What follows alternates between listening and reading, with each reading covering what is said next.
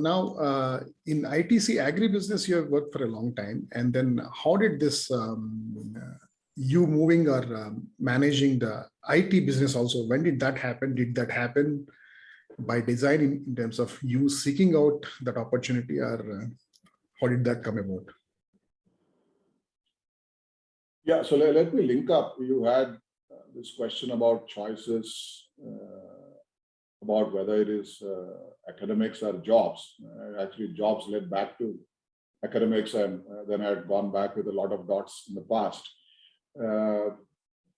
Typically, when you shift jobs, or whether you are doing different jobs inside the same enterprise, same company, the natural top of mind reasons, which all will be required at a point of time in a career, is what is the content of my job,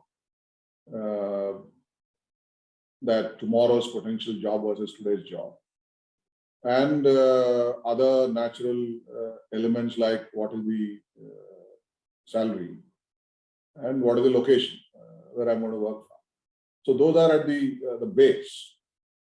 But interestingly, in terms of managing one's career and making these job choices, whether inside one company or fewer companies or multiple jobs around, is an interesting model called managing human capital.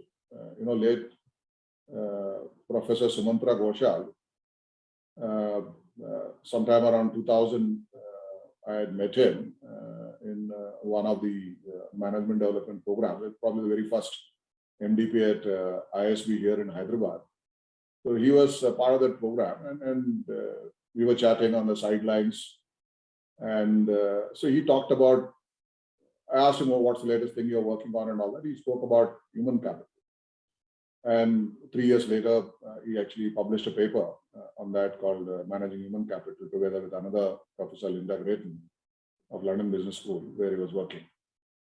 Now that template, in a way, I've spoken about many times in other contexts also, is that as a professional, when you have choices of where you want to work, what kind of work you would like to do, you actually now see yourself as an investor of human capital. And investing in human capital would actually mean developing and deploying this human capital. And this human capital is a composite of 3 different types of capital.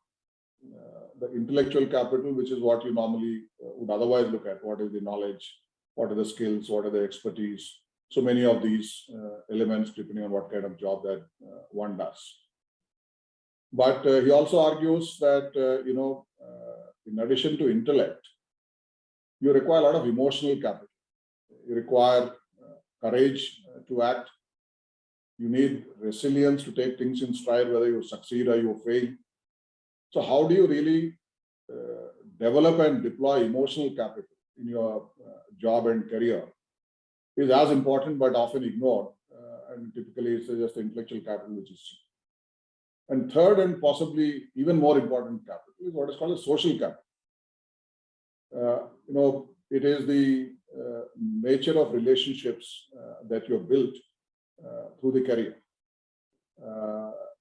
A simpler definition that I use to talk about social capital is that who knows you and what can they do for you when you ask, as the social capital. So every time you have to make a choice of your next job, next role, is that how am I developing this composite human capital of intellect, emotional, and social? And then how do I deploy it to, okay, if you have a goal, there's a larger goal, or to further your career, if it is simpler than a larger goal. Either way, this is what you need to deploy. So that's the template. Whether a few times I had looked in these 32 odd years in ITC to say that should I be exploring a role outside, or should I be looking for an additional responsibility or a different role inside ITC? It's the same template which I have used. When I take on this, will it expand and deepen my intellectual capital? Will it make me a lot more resilient and robust for my emotional capital? And will it give me an opportunity to network with a lot more people who then, and when your aspirations are larger, you have only so much intellect, so much of emotional capital. You add a few more things from your teams and organization's capabilities. But when there's a gap between your aspiration and your other two capitals, what can bridge it is social capital. If you go and ask someone, this is what I'm doing, this is what I want, if somebody is there, willingly is able to help you in doing it, that's the social capital. Therefore, your aspirations, when they are much larger, it is possible to leverage social capital. So those are the kind of elements which are there. And in a way, the addition of IT to Agri happened partly by default and more by design in due course, is that when ITC was diversifying and expanding in the year 2000, IT was carved out as a business. And so that was the time in 1999, 2000 when the each-of-all model was conceived, and IT was core part of executing, both conceptualizing and executing that model. And therefore it was felt that, ITC as a diverse organization, drawing synergies across multiple capabilities and business of ITC is at the core of ITC's corporate strategy. And therefore these kind of inter-business engagements were opportunities that got created. And over time there I saw that, as Agri can be digitalized as every other aspect, and a lot of things out of a B2B context in Agri, that business which is done can be deployed in IT. In all of these, the role that I now play is that of an oversight, mentor, and coach of the multiple chief executives that are there in those businesses. So it's not an operating role in IT and an operating role in Agri or in other areas like social investments and sustainability that I have. Is that mentoring and coaching and oversight of these roles, a lot of commonality that one can bring, and aligned with my own larger goal when I see that we just spoke about how digital can accelerate. So that certainly played as the design element of how that role got added. So in this, managing human capital link is for each of these different roles that I play now.